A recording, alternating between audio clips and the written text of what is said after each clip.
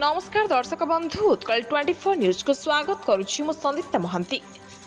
किशन नगर तहसिल निकटरे सरकारी जमी उपरे बेआईन निर्माण को विरोध करी तहसिलदार को दाबी पत्र प्रदान। कटक जिला किशन नगर तहसिल अंतर्गत तथा किशन नगर राजस्व निरीक्षकों कार्यालय निकटरे हाट मध्यकू जीवाकू थिबा सरकारी जगह को जैनिक वित्त और प्रभावशाली व्यक्ति बेआईन जबरदखल करी स्थायी निर्माण कार्य करुथिबारु अंचलवासी असंतोष प्रकाश करिसंती।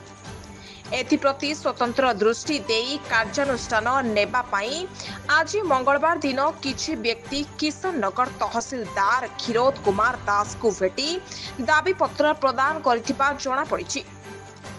तहसिलदार एथिप्रति दृष्टि देबाकू कहिथिबा बेले एथिरे अवहेला हेले किशन नगरवासी और आंदोलन को ओह्लाइबे बोली चेतावनी दैछंती।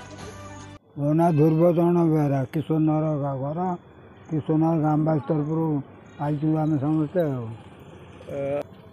ग्रामवासी खाली बसते सरकारी जगह जड़े माड़ी बसिकी घर करी बोचन समस्ते केमती तहसीलदार दिहला तहसीलदार कहले दिहला दरखास्त यदि न बुझे अन्य दिन ग्रामवासी आंदोलन करेंगे।